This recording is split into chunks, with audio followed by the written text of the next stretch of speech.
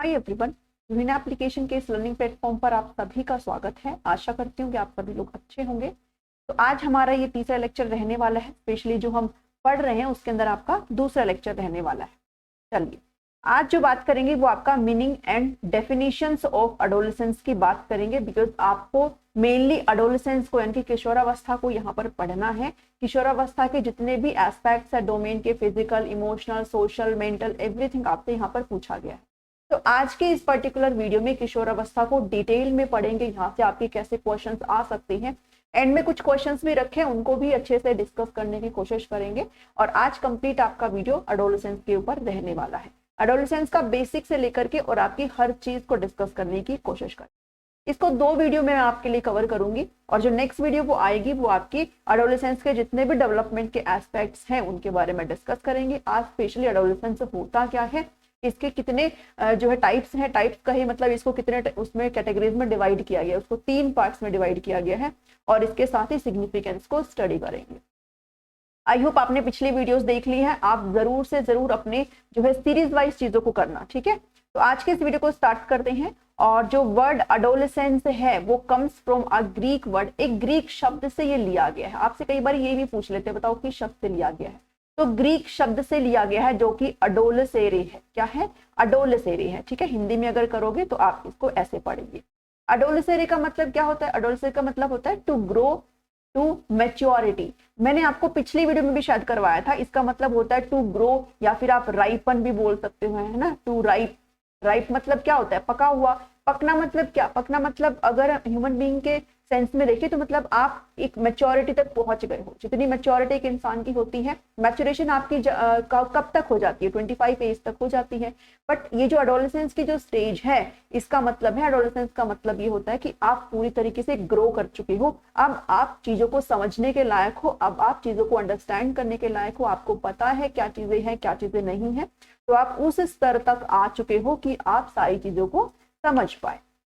तो इसका मतलब क्या है? टू ग्रो टू मेच्योरिटी, यानी कि आप इनफ मेच्योर हो चुके हैं कुछ भी चीजों को समझने के लिए। It is spring of life of human being and an important era of total life span. एक तरीके से क्या बताया गया कि जीवन का वसंत है मनुष्य के लिए। बिकॉज जो एडोलेसेंस की जो स्टेज होता है ना, इससे पहले तो बच्चा अपने बाल्यकाल में था। इससे पहले तो बच्चा किस में था? अपने चाइल्डहुड की स्टेज में था, ठीक है। चाइल्डहुड की स्टेज में था, वहां पर तो बच्चा बिल्कुल ही बच्चा ही था। अब वो कुछ भी करे, ठीक है, उसको डांट भी नहीं मिलेगी। बट ये जो स्टेज है ना, इसके अंदर बच्चा बहुत सारी चेंजेस देखता है, और इस स्टेज के अंदर बच्चा अपनी एक आइडेंटिटी कहीं ना कहीं विकसित करने की कोशिश करता है कि अगर उसका जन्म हुआ है तो किस पर्पज के साथ हुआ है, और उसको अपने भविष्य में आगे करना क्या है। तो ये जो स्टेज है वो एक बच्चे का आधार होता है। इसलिए ये कहा जाता है कि इस स्टेज में ना सिर्फ टीचर्स को बल्कि पेरेंट्स को भी बच्चों को बहुत अच्छी तरीके से हैंडल करने की जरूरत है। बिकॉज यहाँ पर अगर बच्चे चीजों को गलत तरीके से ले गए तो फिर वो उसकी जिंदगी को काफी अफेक्ट करने वाले हैं, जो कि हम आगे वीडियोस में आएगा, इसमें पढ़ेंगे, ठीक है। तो एक तरीके से मनुष्य के वसंत काल इसको कहा गया है।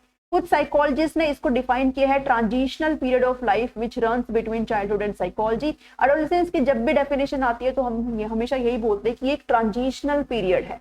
किसके बीच में? चाइल्डहुड के बीच में, यानी कि जो बाल्यकाल है उसके बीच में, और जो आपका अडल्टहुड है यानी कि जो वयस्क अवस्था है उसके बीच में। पहले बच्चा बाल्यकाल अवस्था में था और फिर बाद में अडल्टहुड में आ गया, मतलब बच्चा एक अडल्ट बन चुका है, अब बच्चा एक वयस्क बन चुका है।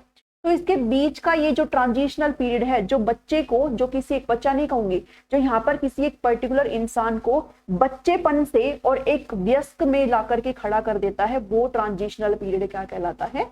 वो ट्रांजिशनल पीरियड आपका किशोरावस्था कहलाती है, एडोलेसेंस कहलाती है, ठीक है। ये स्टेज बहुत इंपॉर्टेंट होती है किसी भी बच्चे की स्टेज में। ये हर सभी के स्टेज में आती है, आपके स्टेज में भी आई थी, एडोलेसेंस स्टेज से आप भी कहीं ना कहीं गुजरे हैं। तो ये स्टेज बहुत इंपॉर्टेंट होती है। इसमें अगर बच्चे का पीयर जो मतलब पीयर का मतलब जो उसके साथी होते हैं, अगर उसकी संगत एक अच्छी है ना तो फिर वो एक अच्छी लाइफ की तरफ बढ़ेगा। बट अगर उसकी संगत अच्छी नहीं है तो कहीं ना कहीं वो एक गलत दिशा की तरफ भी भटक सकता है। तो इसलिए इस स्टेज के अंदर जो पीयर इफेक्ट है ना वो ज्यादा देखने को मिलता है, क्योंकि बच्चे पेरेंट्स के अलावा अपने जो फ्रेंड सर्कल है ना उसके साथ घूमना फिरना ज्यादा पसंद करता है, ठीक है। नेक्स्ट पे चलते हैं। कुछ साइकोलॉजिस्ट ने डेफिनेशन दी है, इन डेफिनेशंस को समझेंगे। According to A.R. Jersild, adolescence is that span of years during which boys and girls move from childhood to adulthood mentally, emotionally, socially और physically.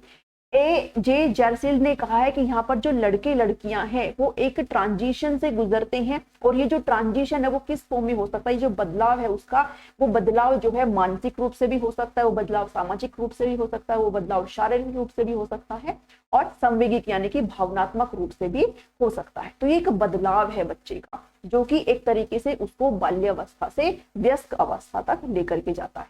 तो ये डेफिनेशन किसने दी है, ये डेफिनेशन दी है A.R. जर्सिल। ठीक है। अकॉर्डिंग टू जीन पियाजे द एज ऑफ, अब जीन पियाजे के हम आगे भी पढ़ेंगे थ्योरीज के अंदर जब पढ़ेंगे, तो जीन पियाजे ने कॉग्निटिव डेवलपमेंट के 4 स्टेजेस दिए थे, जिसके अंदर उन्होंने कहा था कि मानसिक जो विकास है वो कैसे लेवल टू लेवल जो है हर स्टेज के अंदर कितना होता जाता है उसके बारे में बात करी थी। तो जीन पियाजे कहते हैं ये एक एज है great ideals and beginning of theories as well as time of simple adaptation to reality, यानी कि कोई भी इंसान यहाँ पर कैसे रियलिटी को कैसे अडप्ट करने की जो एक तरीके से टेक्निक है उसके बारे में कहा गया है। बिकॉज इस स्टेज के अंदर बच्चा क्या करता है, बच्चे को पता रहता है, बच्चा एक तरीके से इस सेंस में आ जाता है कि वो उसने क्यों जन्म लिया है, उसकी क्या एक तरीके से उसका क्या व्यक्तित्व है, वो अपने बारे में सोचता है, वो अपनी आइडेंटिटी बनाने की कोशिश करता है। इसलिए इस स्टेजेस, इस जो एडोलेसेंस की जो स्टेज है ना, इसको आइडेंटिटी क्राइसिस का स्टेज भी कहा जाता है। आइडेंटिटी क्राइसिस, ये भी बहुत बार आपसे पूछा जाता है कि जो पहचान संकट की अवस्था है, पहचान संकट की अवस्था वो किस स्टेज को कहा जाता है, वो आपकी एडोलेसेंस की स्टेज को कहा जाता है, किशोरावस्था। और ये आइडेंटिटी क्राइसिस के बारे में किसने कहा था, तो एरिक एरिक्सन आपने नाम सुना होगा, एरिक एरिक्सन का आपने नाम सुना होगा। इन्होंने साइकोसोशल डेवलपमेंट के कुछ 8 स्टेजेस दिए थे। इन्होंने कहा था कि जो मनुष्य का जो डेवलपमेंट है वो कुछ 8 स्टेजेस में चलता रहता है, उसके जन्म से लेकर के उसके मृत्यु तक 8 स्टेजेस से जो है कोई भी इंडिविजुअल गुजरता है। और उस स्टेज में उन्होंने एक आइडेंटिटी क्राइसिस की स्टेज दी थी जो कि एडोलेसेंस लेवल होती है। इसका मतलब ये है कि बच्चा इसमें अपनी आइडेंटिटी, अपना पहचान बनाने की कोशिश करता है। अगर उसने अपनी पहचान बना ली तो उसको पता चल जाएगा कि उसका रोल क्या है, और अगर वो नहीं बना पाया तो फिर उसके माइंड में कंफ्यूजन हो जाएगा कि आखिर वो है तो वो क्यों है। ठीक है, तो ये क्या बताया गया था, ये बताया था एरिक एरिक्सन। ये सब सारी चीजें आप लोग पढ़ करके आए हुए हैं जब आपने एचटेट दिया। अगर इसके सिलेबस के अंदर है तो इसके अंदर भी करवाने की कोशिश की जाएगी। ठीक है, तो ये चीजें हैं। अब एक चीज और है कि जो एडोलेसेंस है, एडोलेसेंस के फादर कौन कहे जाते हैं, एडोलेसेंस के फादर कहे जाते हैं Stanley Ford. Stanley Ford adolescence के क्या कहे जाते हैं, जनक कहे जाते हैं। इन्होंने एडोलेसेंस को जो है स्ट्रेस एंड स्ट्रोम की अवस्था भी कहा था। स्ट्रेस एंड स्ट्रोम यानी कि तनाव और तूफान की अवस्था, तनाव और तूफान की अवस्था किसने कहा था, स्टेनली हॉल ने कहा था। क्योंकि बच्चे के दिमाग में बहुत ज्यादा यहाँ पर एक असमंजस चलती रहती है, एक उथल पुथल बच्चे के दिमाग में चलती रहती है, जिसको उन्होंने क्या नाम दिया था कि बच्चा जो है यहाँ पर काफी चेंजेस से गुजरता है। बिकॉज यहाँ पर बच्चा, अगर आपको पता हो, टीन स्टेज में भी आ जाता है, बच्चे के अंदर प्यूबर्टी भी आ जाती है ना। प्यूबर्टी पता है ना, बच्चा रिप्रोडक्शन के लायक हो जाता है, बच्चे का प्यूबर्टी आ जाती है। साथ ही बॉयज एंड गर्ल्स है उनके अंदर शारीरिक बदलाव इतने आते रहते हैं, हार्मोनल चेंजेस आते रहते हैं, उनके मूड स्विंग तो होते रहते हैं, उनके जो है एक तरीके से संघर्ष अंदर ही अंदर उनका चलता रहता है। तो हम बाहर से उनको ऐसे नॉर्मल देखते हैं, बट इनसाइड वो बहुत ज्यादा चेंज होते रहते हैं, इसलिए उनके काफी जो तनाव भी है वो देखने को मिलता है। इसलिए इस स्टेज को इन्होंने क्या बोला है, स्ट्रेस एंड स्ट्रोम की अवस्था भी इन्होंने कहा है। और जब फादर ऑफ एडोलेसेंस की बात आती है तो हम किनका नाम लेते हैं, स्टैनली हॉल का ही नाम लेते हैं। ठीक है, अब WHO के अकॉर्डिंग, वर्ल्ड हेल्थ ऑर्गेनाइजेशन के अकॉर्डिंग, इन्होंने एडोलेसेंस की जो स्टेज है वो किस साल से किस साल तक की कही है, ये WHO के अकॉर्डिंग है। आपसे पूछी जा सकती है WHO के अकॉर्डिंग क्या है, 10 से 19 साल के जो बच्चे हैं वो किस कैटेगरी के अंदर आते हैं, वो आपकी किशोरावस्था के अंदर आते हैं। बट नॉर्मल जब हम काउंट करते हैं, नॉर्मल परिभाषा के अंदर जब हम बात करते हैं, तो ये पीरियड कितनी एजेस का बताया जाता है, 12 से लेकर 20 तक का बताया जाता है, और कई बार 20 से ज्यादा भी 22-23 तक का भी कर दिया जाता है। तो वो डिपेंड करता है। ठीक है, एंड इज रफली equivalent to the word teen, और इसको एक तरीके से लगभग टीन के बराबर जो है, मतलब किशोर शब्द के बराबर कर दिया जाता है। तो अगर आपसे कोई पूछे कि WHO के अकॉर्डिंग जो एडोलेसेंस है वो किस एज कैटेगरी का है, तो आप बताएंगे 10 से 19 है। ठीक है, ये तो आपको बिल्कुल क्लियर होना चाहिए है। और नॉर्मल आपका 11 से 20 भी हो जाता है, 11 से 19 भी हो जाता है, 12 से 20 भी हो जाता है। तो आपको जब भी पूछा जाएगा तो आपको अकॉर्डिंगली मिलेगा, और आपको जो है कंफ्यूज बिल्कुल भी नहीं किया जाएगा। आप अपने आराम से उस आंसर को सेलेक्ट कर सकते। बट WHO का आपने ध्यान में रखना है 10 से 19 साल की जो एडोलेसेंस की स्टेज है वो बताई गई है। आप 3 स्टेजेस बताए हैं एडोलेसेंस के, स्टेनली हॉल ने ही बताए हैं 3 स्टेजेस, जिसके अंदर आपका एक अर्ली एडोलेसेंस स्टेज बताया है, यानी कि प्रारंभिक किशोरावस्था बताई गई है, जो कि 10 से 13 साल की, कहीं कहीं पर आपको ये 10 से 14 साल का भी देखने को मिलेगा। तो आप बिल्कुल भी कंफ्यूज ना होइएगा, आपको ऑप्शन में जो भी मिले आप उसको टिक करिएगा। मिडिल एडोलेसेंस आपकी 14 से 17, और अगर ये 14 है तो फिर इसका ये 15 से 17 भी हो जाएगी, अगर इसको इन्होंने 10 से 14 माना है तो। ठीक है, फिर आपकी एक लेटर एडोलेसेंस स्टेज आ जाती है, जो कि आपकी 18 से 20 कह लो, 21 कह लो, ठीक है, वो आपकी अकॉर्डिंगली होती है, इतने साल तक की आपकी लेटर एडोलेसेंस हो जाती है। एक एक करके इन तीनों को समझने की कोशिश करेंगे। यहाँ पर बच्चे हैं कुछ, और ये जो एज ऑफ एडोलेसेंस है, start with the onset of puberty and last until adulthood.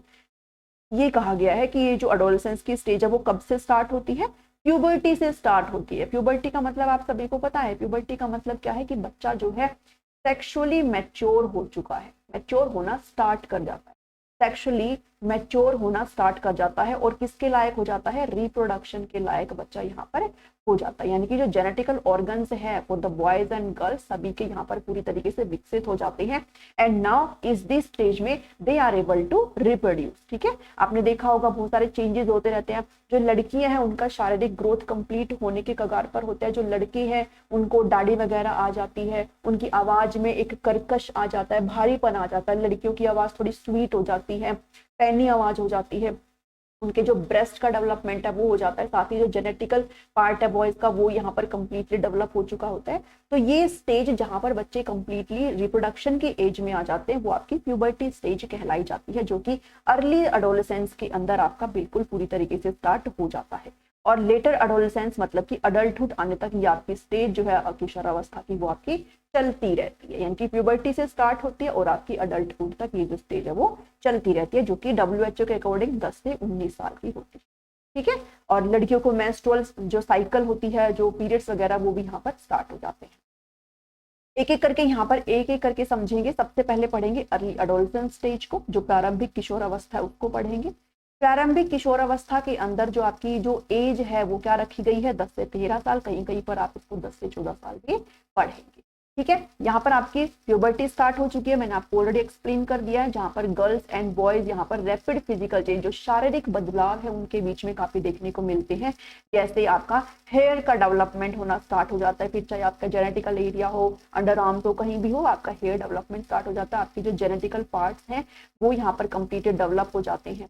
साथ ही गर्ल्स का जो ब्रेस्ट पार्ट है वो डेवलप हो जाता है, बॉयज की जो आवाज है वॉइस है वो ज्यादा कर्कश हो जाती है, बहुत सारे चेंजेस हो जाते हैं, सबको पता ही चीजें। ठीक है, बहुत सारे चेंजेस यहाँ पर देखने को मिलते हैं। तो ये आपका कहाँ पर होता है, ये आपका अर्ली एडोलेसेंस अवस्था में होता है, प्रारंभिक किशोर अवस्था में होता है। Early adolescence is also a time जब यहाँ पर आपको बॉयज एंड गर्ल्स एक्सपीरियंस करते हैं। अब यहाँ पर देखिए आप लोग सेक्सुअली पूरी तरीके से बच्चा मैच्योर हो चुका है, तो उनके अंदर क्यूरियोसिटी आती है, सेक्सुअल क्यूरियोसिटी और कंफ्यूजन उनके बीच में बनी होती है। अब ये एक ऐसा टॉपिक है जिसको डिस्कस किया जाना चाहिए, जिसको एजुकेशन में लाया जाना चाहिए है, ताकि बच्चे जो है इसके बारे में भ्रमित ना हो, बच्चे अपनी कोई भी एक गलत मिथ यहाँ पर वो एक गलत परसेप्शन ना बना करके बैठे। तो बच्चे का जो है सेक्सुअली पूरी तरीके से मैच्योर है और वो चीजें नॉर्मल होती है। बच्चे यहाँ पर both boys and girls sexually पूरी तरीके से क्यूरियोसिटी से भरे होते हैं, इसलिए इस स्टेज के अंदर सेक्स एजुकेशन बहुत जरूरी हो जाता है।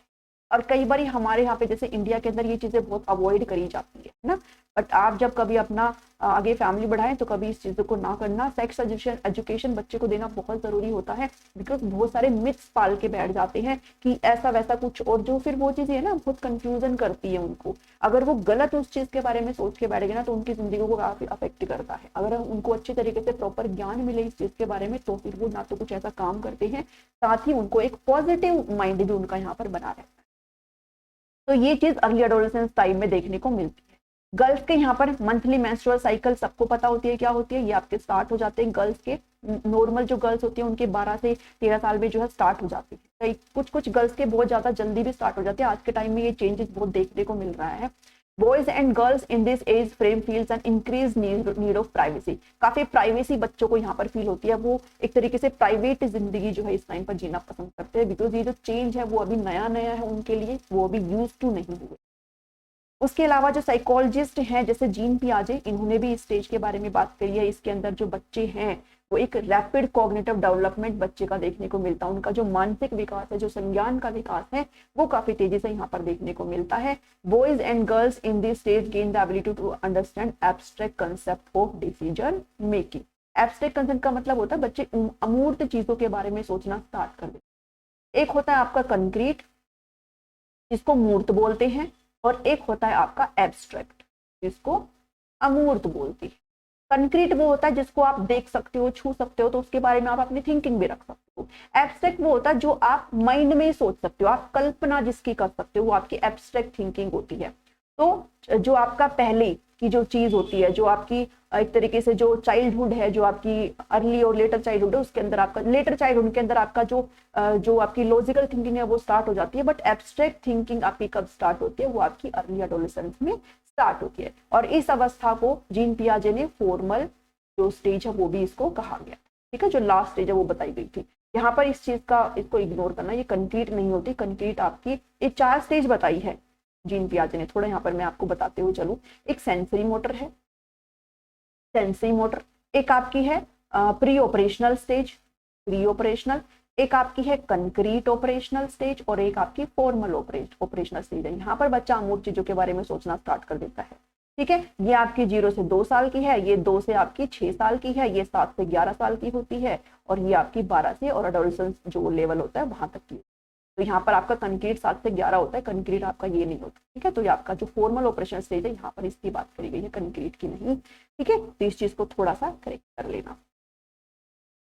नेक्स्ट है मिडिल एडोलेसेंस आ गई है। अब आपका जो प्यूबर्टी है वो स्टार्ट हो चुकी है, अब सेक्सुअली मैच्योर बच्चा यहाँ पर हो चुका है। तो अब जो बात करते हैं वो मिडिल एडोलेसेंस के मध्य किशोरावस्था की बात करेंगे। ये आपकी सेकेंड स्टेज है जिसको स्टेनली हॉल ने डिस्कस किया है, और ये आपकी 15 से 17, हम यहाँ पर इन्होंने माना है आपकी जो अर्ली एडोलेसेंस है वो 10 से 14 उसको 11 से 14 उसको माना है। ठीक है, तो by this time the puberty has pass. अब जो प्यूबर्टी है वो पास हो चुकी है, बिकॉज ऑलरेडी जो है लड़के और लड़कियां आपस में सेक्सुअली मैच्योर हो चुकी हैं। उनके रिप्रोडक्शन का प्रोसेस जो है एक तरीके से वो अब एबल है रिप्रोड्यूस करने में, तो अब प्यूबर्टी पास हो चुकी है। अब इस स्टेज में जो किशोर है वो कंसर्न है, बहुत सारा चिंतित है हाउ दे लुक, मतलब कि उनकी फिजिकल अपीयरेंस को लेकर के काफी चिंतित होते हैं। फिजिकल अपीयरेंस को लेकर के कि वो कैसे शारीरिक रूप से दिख रहे हैं। आपने बच्चों को फील भी किया होगा और आप भी इस स्टेज से गुजरे हैं।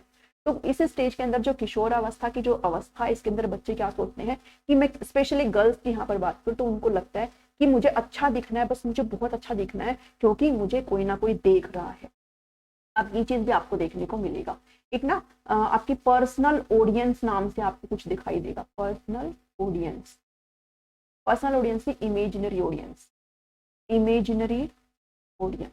इमेजिनरी मतलब जो आपकी कल्पना में है, जो आप वास्तव में एग्जिस्ट नहीं करती। ऑडियंस का मतलब आपकी जो जनता है उसके बारे में यहाँ पर बात करी गई है। मतलब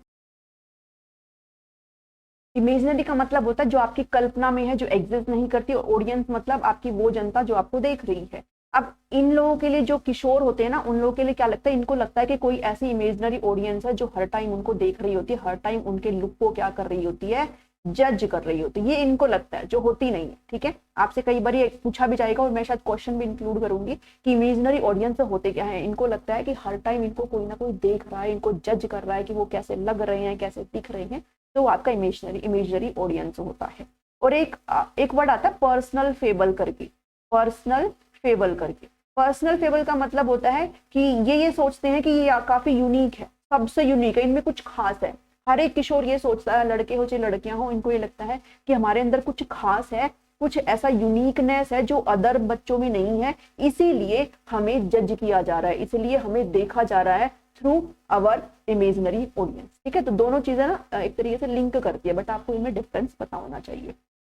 तो जो मिडिल एडोलेसेंस है इसके अंदर वो बहुत ज्यादा कंसर्न होते हैं, वो कैसे लग रहे हैं पर्सन पर डिपेंड करता है। बहुत सारा टाइम ये यहाँ पर एक तरीके से खुद को ग्रूम करने में, खुद के एक्सरसाइजिंग में, खुद के फिजिकल अपीयरेंस को मॉडिफाई करने में लगाते हैं, ताकि वो कैसे दिखे, अट्रैक्टिव दिखे। और they may avoid going out in public together as they feel self conscious. वो खुद को लेकर के काफी कॉन्शियस है, काफी एक तरीके से चिंतित है, इसलिए वो एक तरीके से ना फंक्शनिंग में जाना, मतलब कहीं जहां पर मिलाप वाली चीजें हो, जहां पर ग्रुप वाली चीजें, वहां पर जाना पसंद नहीं करते हैं। और इस स्टेज में इनको लगता है कि कोई इनको देख रहा है, कोई इनको जज कर रहा है और अपनी जो पर्सनल ग्रूमिंग है, अपना देख रेख को ज्यादा, अपने जो रख रखाव है उसको काफी यहाँ पर देखते हैं। जैसे आपको ये लड़की दिख रही होगी मस्कारा लगा रही है, तो आपने देखा होगा लड़कियां इस टाइम में ना बहुत ज्यादा कॉन्शियस हो जाती है अपने मेकअप करने में, एक लिपस्टिक लगाने में। देखा होगा लड़कियों ने भी, लड़के भी अपने ग्रूमिंग करना स्टार्ट कर देते हैं, अच्छी अच्छी शर्ट्स पहनेंगे, अच्छे अच्छे टी शर्ट, अच्छे अच्छे हेयर स्टाइल करना स्टार्ट कर देते हैं, क्योंकि उनको रहता है कि इनको ना कोई क्या कर रहा है, देख रहा है। ये इस स्टेज की अवस्था होती है, इस स्टेज की कैरेक्टरिस्टिक्स होती है, ठीक है। गर्ल्स स्पेशली यहाँ पर प्री ऑक्यूपाइड होती है विद देयर फिजिकल अपीयरेंस। जो लड़कियां हैं स्पेशली इस टाइम पर क्या होती है, प्री ऑक्यूपाइड होती है, मतलब उनको लगता है कि उनका फिजिकल अपीयरेंस अच्छा होना चाहिए और वो सेक्सुअली अट्रैक्टिव हो। मतलब एक दूसरे की तरफ अट्रैक्ट तो हो ही जाते हैं इस स्टेज में, सेक्सुअली एक दूसरे की तरफ अट्रैक्ट होते हैं, एक दूसरे की तरफ अट्रैक्शन फील करते हैं, ऑपोजिट सेक्स, ठीक है। उससे पहले जो आपका बाल्यावस्था थी उसमें हम वो सेम ग्रुप के साथ बैठते थे, जो सेम सेक्स है उसके साथ बैठते थे, लड़की लड़की के साथ, लड़के लड़के के साथ।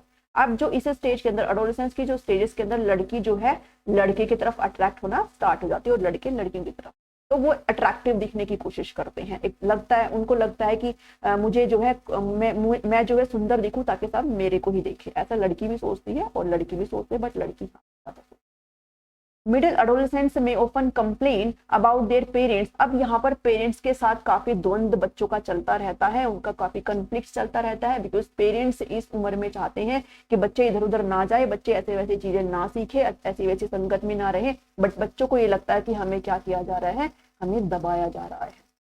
इसलिए वो पेरेंट्स से थोड़ा कन्फ्लिक्ट बना करके चलते हैं, उनको लगता है पेरेंट्स उनको दबा रहे हैं और वो यहाँ पर इंडिपेंडेंट बनने की कोशिश करते हैं और दे में विड्रॉ फ्रॉम देम, और उनको लगता है कि पेरेंट्स उनको उनसे जो है उनकी आजादी छीन रहे हैं, जबकि ना तो वो पेरेंट्स समझना चाहते हैं ना ही बच्चे समझना चाहते हैं। इसीलिए ये कहा गया है कि इस स्टेज के अंदर पेरेंट्स को भी फ्रेंड्स बनने की जरूरत है, ताकि बच्चे को भी अच्छी तरीके से समझ में आ जाए कि पेरेंट्स उनके भले के लिए चाहते हैं, ना कि उनको दबाने के। ठीक है, इतना समझ में आया। फिर बात करेंगे लेटर एडोलेसेंस की, देर से किशोरावस्था, या इसका जो है 18 से 24, इसको 18 से 21, 22, 23 मतलब यहाँ तक, और ये 18 से 24 है तो मतलब इसको हम एक तरीके से यंग अडल्टहुड भी कह सकते हैं, यंग अडल्टहुड, ठीक है। यानी कि प्रारंभिक एक अडल्टहुड को व्यस्क अवस्था, प्रारंभिक व्यस्क अवस्था भी इसको हम कह सकते हैं, जो 18 से 24 साल की है। तो adolescence in the late adolescence phase typically experience. अब यहाँ पर जो फिजिकल डेवलपमेंट है वो बहुत ही कम देखने को मिलता है, जो होना था वो पहले हो चुका है। यहाँ पर ज्यादा कॉग्निटिव डेवलपमेंट देखने को मिलता है, यानी कि जो संज्ञान का विकास है, जो दिमागी विकास है ना, वो यहाँ पर ज्यादा बच्चे का देखने को मिलता है। Adolescence gain the ability to think about ideas. यहाँ पर अब बच्चे रैशनली चीजों को सोच सकते हैं, रैशनली मतलब बच्चे अब यहाँ पर तर्क दे सकते हैं किसी चीज का, अगर कुछ बात है तो उसके बारे में तर्क वितर्क यहाँ पर बच्चे अब कर सकते हैं, क्योंकि अब बच्चे तो रह नहीं गए, अब वो अच्छे पूरी तरीके से अडल्ट टाइप हो चुके हैं। अडल्ट की जो स्टेज है वो क्या होता है, 18 से बाद होती है ना, तो अब उस स्टेज में तो बच्चा आ चुका है। डिले ग्रेटिफिकेशन प्लान, अब फ्यूचर के बारे में प्लान करने लगता है बच्चा। एक सेंस ऑफ आइडेंटिटी, अपनी खुद की पहचान बनाने की कोशिश करता है। कुछ बच्चे इस स्टेज तक पूरी तरीके से श्योर हो जाते हैं कि उनको भविष्य में करना क्या है, उनको अपनी लाइफ में करना क्या है, तो एक तरीके से अपनी आइडेंटिटी बनाने की कोशिश करते हैं। ये आपके लास्ट फेज फेज होता है एडोलेसेंट डेवलपमेंट का, जो किशोरावस्था का विकास है उसका अंतिम फेज होता है। Young people also experience increase emotional stability, और इस अवस्था तक आते आते बच्चा जो है संवेगात्मक रूप से स्टेबल भी होना स्टार्ट कर देता है। इंडिपेंडेंस यानी कि एक तरीके से स्वतंत्रता भी वो एक तरीके से लेना स्टार्ट कर देता है, क्योंकि उसकी आइडेंटिटी बन चुकी है, उसको पता है उसको क्या करना है, उसको कितना खर्चा करना है, उसको कैसे रहना है, कैसे उठना बैठना है, सब पता है उसको, तो वो इंडिपेंडेंस टाइप भी फील करने लगता है। और पूरी एडोलेसेंस के स्टेज में वो बिल्कुल भी इमोशनली स्टेबल नहीं होता है, उसका जो मानसिक द्वंद है वो भी चलता रहता है। तो जो लेटर एडोलेसेंस है यहाँ तक आते आते वो इमोशनली भी स्टेबल होना स्टार्ट हो जाता है। तो ये आपकी 3 तरह की एडोलेसेंस की स्टेज थी। आई होप आपको समझ में आई होगी, बहुत अच्छी तरीके से मैंने समझाने की कोशिश करी है, हिंदी मीडियम वालों के लिए भी है। मैं कोशिश करूंगी पीडीएफ्स को भी आपके इसी कोर्स में अपलोड कर दूं, ठीक है, कहीं पर अगर ऑप्शन होगा तो कर दिया जाएगा वो सारी चीजें। और आपकी डेट आ चुकी है तो आप पढ़ना फटाफट से स्टार्ट कर दीजिए। सिग्निफिकेंस देखेंगे एडोलेसेंस की, या आपकी किशोरावस्था का अध्ययन अगर आप कर रहे हो एज ए टीचर तो उसका फायदा क्या है, तो उसका बहुत सारे फायदे हैं। क्या फायदे हैं एक करके पढ़ेंगे। Understanding developmental characteristics and problem, जितनी भी विकासात्मक जो विशेषताएं हैं और जो समस्याएं हैं उनको आप अच्छी तरीके से अंडरस्टैंड कर सकते हो। अगर आप किशोरावस्था की जो साइकोलॉजी है, ये जो चैप्टर अगर आप पढ़ रहे हो तो इसका मतलब ये है कि आप एडोलेसेंस स्टेज में जो समस्या आ रही है बच्चों के सामने, फिर चाहे वो किसी भी क्षेत्र की हो, आप उनको अच्छे तरीके से समझ सकते हो, और अगर आप उनको समझ सकते हो तो आप उनका निवारण भी कर सकते हैं। तो ये साइकोलॉजी इंपॉर्टेंट रोल यहाँ पर प्ले करती है हर टीचर के लिए। पेरेंट्स को भी यहाँ पर समझना काफी जरूरी हो जाता है इस नेचर को, क्या क्या चेंजेस इस ट्रांजिशन में इमर्ज होते हैं, जो ट्रांजिशन हो रहा है चाइल्डहुड टू अडल्टहुड, जो एडोलेसेंस में हो रहा है, इसको समझने में टीचर को भी बहुत फायदा है और साथ ही पेरेंट्स को भी बहुत फायदा है। It is also necessary for them to be familiar with casual factors. अब ये सारी चीजें समझने से ना आपको पता चल जाता है कि जो एडोलेसेंस की जो अवस्था है उसके अंदर कौन कौन से प्रॉब्लम इमर्ज हो सकते हैं, कौन कौन सी समस्या बच्चे यहाँ पर फेस कर सकते हैं। और जब आपको ये पता है तो आप एजुकेशनल, आप शैक्षिक तरीके से भी आप वोकेशनली गाइडेंस बच्चे को दे सकते हैं, ताकि बच्चा समाज के अंदर एडजस्टमेंट कर सके, अपने क्लासरूम में एडजस्टमेंट कर सके, अपने समाज में एडजस्टमेंट कर सके। तो ये किसकी तरीके से होगा, किसकी हेल्प से होगा, आप जब एज ए टीचर अपने बच्चे को हैंडल करेंगे। इस पर्टिकुलर टॉपिक का इन्वॉल्व करने का, इस साइकोलॉजी पढ़ाने का मतलब ही यही है कि बच्चे के दिमाग में सिर्फ आप जाकर के अपनी एबीसीडी ना गाने लग जाए, आपको बच्चे को समझना भी है। एबीसीडी का मतलब ये है कि आप अपने सब्जेक्ट का ज्ञान ही सिर्फ उन पे ना थोपे, बल्कि आप बच्चों को समझे, बच्चे इस स्टेज में किस प्रॉब्लम से गुजर रही हैं। आप सिर्फ उनको जाकर के ऐसे धमका के कोने में ना बिठा दे ताकि वो आपके साथ कम्युनिकेट ना कर पाए, बल्कि आप उनको समझे, और ये आपको अप्लाई भी करना है जब आप टीचर बन जाए। ठीक है, चलिए नेक्स्ट पढ़ते हैं। नेक्स्ट है मेंटेनेंस ऑफ मेंटल हेल्थ। इस स्टेज के अंदर ना हम आगे एक मेंटल हेल्थ का चैप्टर है भी, और मेंटल हेल्थ एडोलेसेंस की स्टडी करना बहुत जरूरी है, बिकॉज यहाँ पर बच्चा स्टेबल होता ही नहीं है, बच्चे के दिमाग में बहुत सारी चीजें चलती रहती है, और जब दिमाग में इतनी उथल पुथल चल रही है तो बच्चा मेंटली स्टेबल कैसे रह सकता है। तो बच्चे की मेंटल हेल्थ को स्टडी करना बहुत जरूरी है। जब आप बच्चे की मेंटल हेल्थ को स्टडी कर पाते हैं, जब आपको पता है वो किस समस्या से गुजर रहा है, तो आप उसको एक तरीके से रिलीफ भी प्रोवाइड करवा सकते हैं। Adolescence is marked with a number of problems which affect the mental health. A study of adolescence is very important in order to preserve, cure and prevent incidents of maladjustment. Adjustment का मतलब क्या होता है? Adjustment का मतलब होता है आपने किसी भी सिचुएशन में खुद को एडजस्ट कर लिया है, खुद का समायोजन कर लिया है, बट आप जब समायोजन नहीं कर पाते ना तो फिर होता है माल एडजस्टमेंट, जिसको क्या बोलते हैं, कुसमायोजन। कुसमायोजन मतलब आप एडजस्ट नहीं कर पाए, और जब एडजस्ट नहीं कर पाते हैं तो फिर उसके साइड इफेक्ट होते हैं। तो बच्चा कुसमायोजन ना कर ले, बच्चे का माल एडजस्टमेंट ना हो जाए, इसलिए आपको इस चीज को समझना जरूरी है। आपको बच्चे की मेंटल हेल्थ की स्टडी करना बहुत जरूरी है, ताकि बच्चे का आप एडजस्टमेंट जो है, चाहे क्लास हो चाहे हर एंगल में हो, किसी भी चीज में आप यहाँ पर करवा पाए। तो ये सिग्निफिकेंस है। नेक्स्ट है एडजस्टमेंट टू रिस्पॉन्सिबिलिटीज। अब इस जो क्षेत्र है इसके अंदर रिस्पॉन्सिबिलिटीज समझना बहुत जरूरी है। बच्चे की भी रिस्पॉन्सिबिलिटी होती है, साथ ही पेरेंट्स और टीचर्स की भी यहाँ पर रिस्पॉन्सिबिलिटी होती है, ताकि आप जो है बच्चों की जो एडोलेसेंस जो स्टेज है, जो बच्चे हैं आपके, उसकी नीड्स को आप अंडरस्टैंड कर पाए, उनकी जरूरतों को समझ पाए।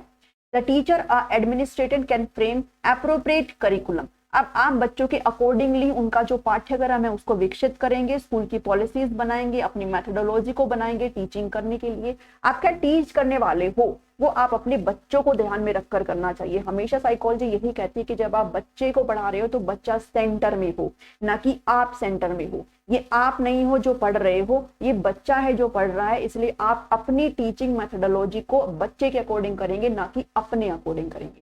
आपको अपने लिए चीजें जो है एक तरीके से सेफ नहीं करनी है, जो है नई नहीं करनी है, बल्कि बच्चे को ध्यान में रख करके सारी चीजें करनी है। तो यही समझाने की इसमें कोशिश करी गई है। तो बच्चे को आप रिस्पॉन्सिबिलिटीज को समझना बहुत जरूरी है, ताकि एडजस्टमेंट हो सके, फिर चाहे टीचर्स का हो चाहे बच्चे का हो। फिर बात आती है क्यूरियोसिटी की, जिज्ञासा की। Older person who studies the adolescence has within himself a potential source of insight into issue facing the person of adolescence period issue that once had to face. इसका मतलब ये है कि अगर हम इस चीज को पढ़ रहे हैं, अगर हम इस टॉपिक को पढ़ रहे हैं, तो हमारे अंदर एक पोटेंशियल डेवलप हो जाता है, हमारे अंदर एक कैपेबिलिटीज आ जाती है कि हम इस स्टेज के अंदर आने वाली हर इशू को, हर चिंताओं को हम समझ सके, और फिर हम अकॉर्डिंगली जैसे बच्चे के साथ समस्या आएगी, हम बच्चे के साथ चीजों को इफेक्टिव तरीके से बच्चों को समझा। ठीक है। तो वो एक क्यूरियोसिटी एक जो टीचर है उसके अंदर ऑटोमेटिक आ जाती है। वो जब आप इस चीज को पढ़ते हो तो आपके अंदर वो क्यूरियोसिटी ऑटोमेटिक आ जाती है। जब आप इसको पढ़ रहे हो तो आपके अंदर भी लग रहा होगा ना कि अच्छा ये सारी चीजें होती है, और आप ये सारी चीजें देख के भी आए हो। अगर आपने फील भी ना करी हो अपने एडोलसेंट टाइम में, तो फिर आप अगर आप जब इस चीज को पढ़ेंगे तो आपको लगेगा कि वाकई में बच्चे कितनी चीजों को जो है फेस करते हैं, है ना। हम जो है, या फिर आप जब पढ़ रहे होते हो, आप जब पढ़ रहे थे तो आपके टीचर ने इतना नहीं सोचा होगा, बिकॉज उस टाइम ये चीजें थी नहीं। बट अभी सोचने की जरूरत है, क्योंकि अभी चीजें जो है काफी बदल चुकी। तो क्यूरियोसिटी भी काफी एक जो चीज है इसके अंदर हो जाती है, जो हमें सिग्निफिकेंस। नेक्स्ट है, अब कुछ क्वेश्चन को करेंगे, इसको इग्नोर करिए। क्वेश्चन मैंने फ्रेम करने की कोशिश करी थी बट हो नहीं पाए, तो मैंने नेक्स्ट नीचे अलग से आपके लिए स्लाइड बनाई है। इतना देखने के लिए बहुत बहुत धन्यवाद। नेक्स्ट टॉपिक आपका डोमेन्स ऑफ एडोलसेंट डेवलपमेंट रहेगा, जिसके अंदर हम पढ़ेंगे, क्या पढ़ेंगे, आपका एडोलसेंट स्टेज का फिजिकल डेवलपमेंट पढ़ेंगे, शारीरिक विकास जो कि मैंने मोटे तौर पर आपको बता दिया है। मेंटल डेवलपमेंट पढ़ेंगे, ठीक है। आपका इमोशनल डेवलपमेंट पढ़ेंगे, किस स्टेज का, एडोलसेंट स्टेज का। सोशल डेवलपमेंट पढ़ेंगे, और जितने भी आपके एस्पेक्ट्स बताए गए हैं आपके सिलेबस में वो सारे यहाँ पर पढ़ने की कोशिश करेंगे। अभी कर लेते हैं कुछ क्वेश्चन फटाफट से डिस्कस। चलिए आप आंसर करेंगे, ठीक है। व्हाट इज एडोलसेंस, किशोरावस्था क्या है, किशोरावस्था क्या है, सभी जन आंसर देंगे। Adolescence is the period of revealing the inherent qualities of an individual.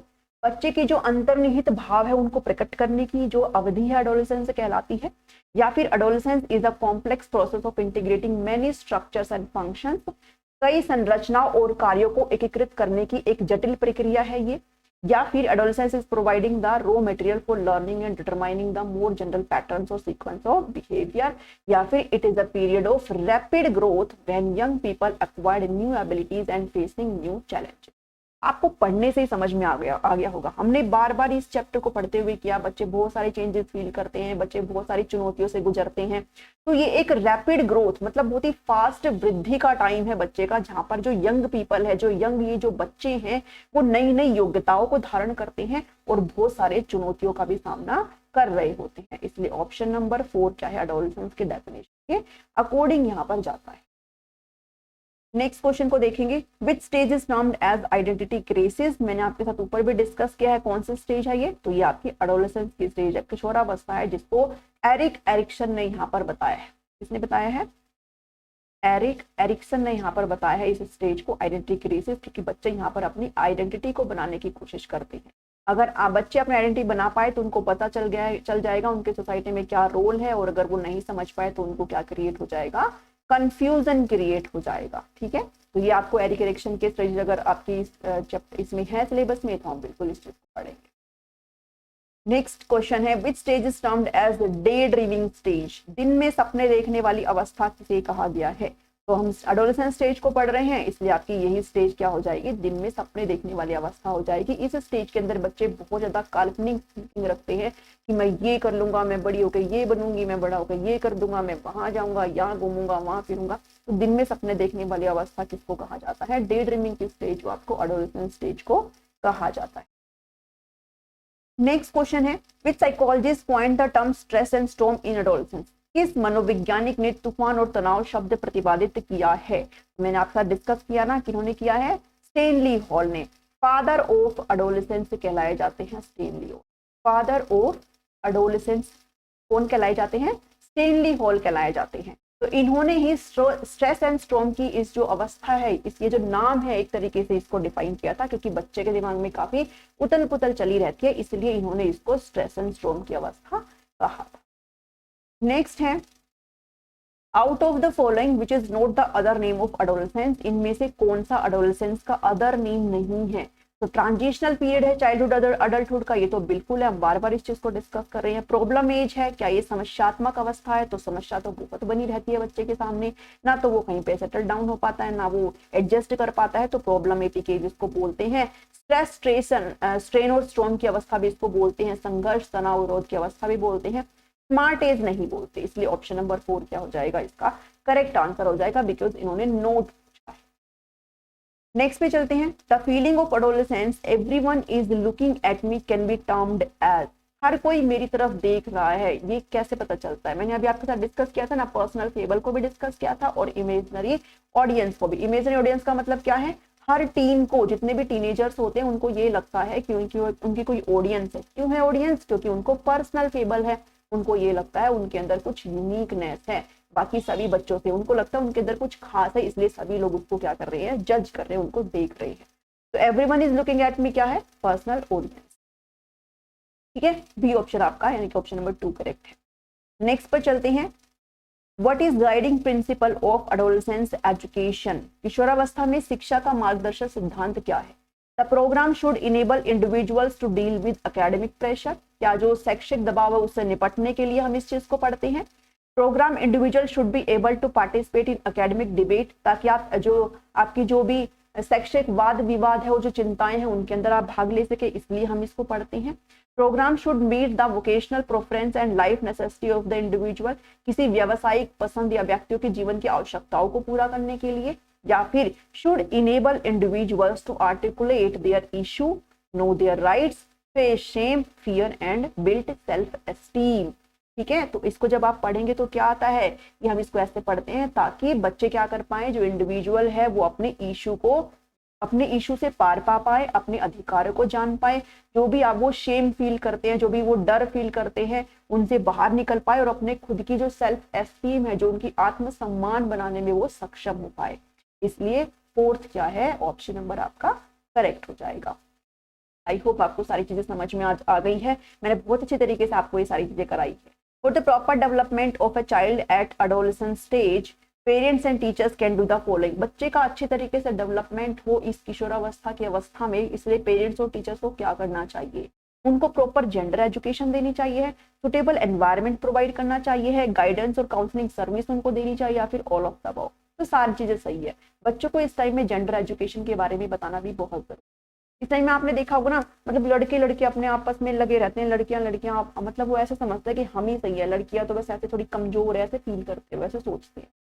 तो जेंडर एजुकेशन देना जरूरी है। साथ ही एनवायरनमेंट पे तो सब कुछ टिका हुआ होता है, एनवायरनमेंट तो बहुत अहम रोल प्ले करता है बच्चे की जिंदगी में, इसलिए वातावरण को तो बिल्कुल हमें देखना है। साथ ही बच्चे को इस टाइम में गाइडेंस और काउंसलिंग सर्विस की जरूरत होती है, ताकि वो कुछ भी मिथ जो है पाल करके ना रखे।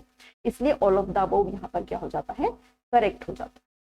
ठीक है, in adolescence behaviour and attitude are affected mostly by. किशोरावस्था में व्यवहार और जो मनोवृत्ति है वो किसके द्वारा अफेक्ट की जाती है, तो बताओ किसके द्वारा, पीयर ग्रुप, पेरेंट्स, टीचर या फिर फिल्म के द्वारा। तो ये जो स्टेज है ना, इसके अंदर बच्चे मोस्टली अफेक्टेड होते हैं अपने पीयर ग्रुप से, अपने संगी साथियों से काफी अफेक्ट होते हैं, क्योंकि उनको लगता है उनके जो संगी साथी कर रहे हैं ना वो ही सही है, पेरेंट्स जो कह रहे हैं वो बिल्कुल ही गलत है। तो उनका व्यवहार बहुत ज्यादा अफेक्ट करता है पीयर ग्रुप से। इसलिए इस अवस्था में हमेशा ये ध्यान में रखना चाहिए बच्चा की संगति में बैठ रहा है। When parents allow freedom and take interest in adolescence activity, then जब माता पिता स्वतंत्रता की बच्चों को अनुमति देते हैं और बच्चों की जो एक्टिविटी है, जो गतिविधियां उनमें रुचि रखते हैं, तो क्या होता है, adolescence becomes independent और responsible। बच्चे स्वतंत्र और जिम्मेदार हो जाते हैं, वो डिपेंडेंट हो जाते हैं, वो इंडिपेंडेंट हो जाते हैं, या फिर कॉन्फिडेंट हो जाते हैं बट इनडिफरेंट यानी कि उदासीन हो जाते हैं।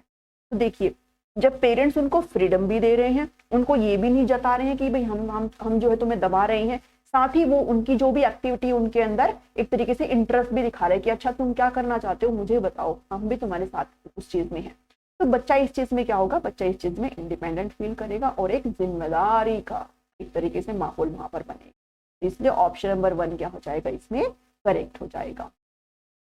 ठीक है, चलिए आज के इस वीडियो में इतना ही है। आई होप आपको यहाँ पे सब कुछ समझ में आया है। क्वेश्चंस आंसर को हमने डिस्कस किया है, एडोलेसेंस को समझने की कोशिश करी है। नेक्स्ट वीडियो में डेवलपमेंट्स जो एक तरीके से एस्पेक्ट्स हो जाते हैं एडोलेसेंस के, उसको डिस्कस करने की कोशिश करेंगे और बहुत जल्दी अपने सिलेबस को खत्म करने की, बिकॉज आपके एग्जाम है 9-10 सितंबर को। आई होप आप सभी लोग पढ़ रही हैं, पढ़ते रहिए, मुस्कुराते रहिए और सभी के साथ शेयर करिए ताकि सभी को यहाँ पर पता चल जाए कि यहाँ पर क्लासेस चल। नेक्स्ट वीडियो में thank you, thanks for watching.